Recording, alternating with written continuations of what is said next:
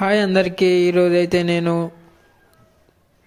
ఈరోజు కార్తీక మాసం కాబట్టి ఛాయా సోమేశ్వరం గుడికి అయితే వెళ్తున్నాను. ఇక్కడ చాలామంది ఉంటారు. ముందుగా అయితే ఇక్కడ పానగా వెళ్తుంటే రేణుకాయలమ్మ గుడి అయితే దర్శనం చేసుకొని ఇంకా మనం ఛాయా సోమేశ్వరం గుడికి అయితే పోతున్నాం.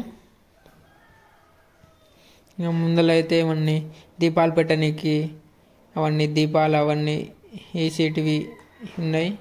కొబ్బరికాయలు అవన్నీ ఎంట్రింగ్లోనే అమ్ముతున్నారు. ఇంకా మనం రోడ్డు చూసుకుంటే చాలా బాగుంది. పక్కనే పొలాలు ఉన్నాయి. ఇక్కడ జాతర లెక్క జరుగుతుంది. ఏమైనా బొమ్మలు ఉంటే కొనుక్కోవచ్చు చిన్నపిల్లలకు. ఇంకా మనం లోపల పోతుంటే ఇంకా ఇలా అయితే ఉన్నాయి. ఇంకా లోపల పోగానే ఎంట్రింగ్ కాగానే ముందల కోనేరు అయితే ఉంటుంది. ఇక్కడ ఇవన్నీ దీపాలు పెట్టి చాలామంది పెట్టిరు. ఈరోజు పొద్దుగాలన్నమాట. ఈరోజు నేను మధ్యాహ్నం వస్తున్నా. మీకు చుట్టూ తిరిగి చూపిస్తాను చూడండి.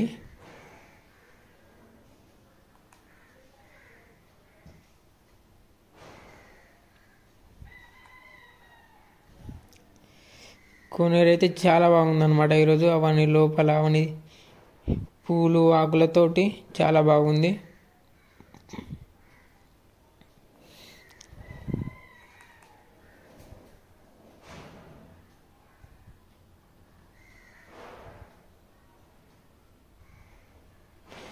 ఇటువంటి దాంట్లోనే దీపాలు వెలిగించి కోనేరులో వేస్తారు.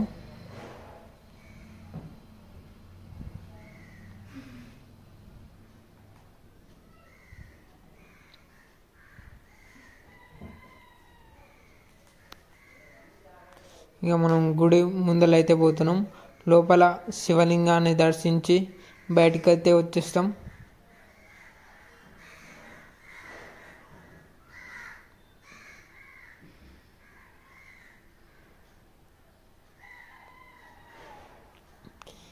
ఇలా మనం ఎంట్రింగ్ కాగానే మన లెఫ్ట్ సైడ్లా ఇలా లైన్గా పోవచ్చు అన్నమాట.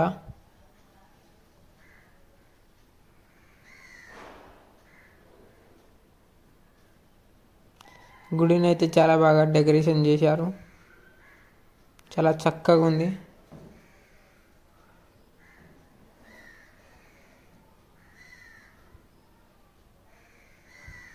ఈడ చాలామంది దీపాలు వెలిగించారు.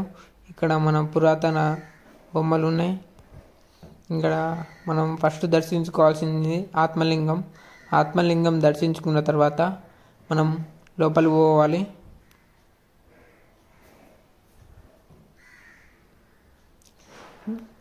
గుడిని అయితే చాలా బాగా డెకరేషన్ చేశారు. చాలా అద్భుతంగా ఉంది. చాలా అందంగా చూడడానికి చాలా బ్యూటిఫుల్గా అందంగా ఉంది.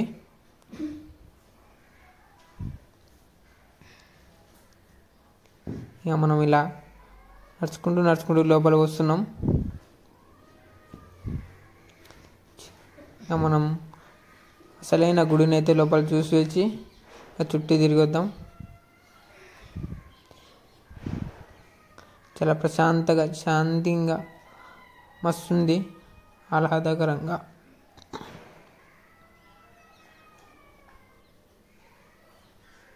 గుడిని అయితే చాలా బాగా పూలతో అలంకరించారు.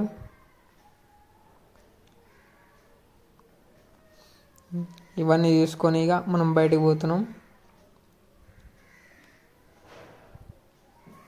ఇలా చేశారు గుడిని.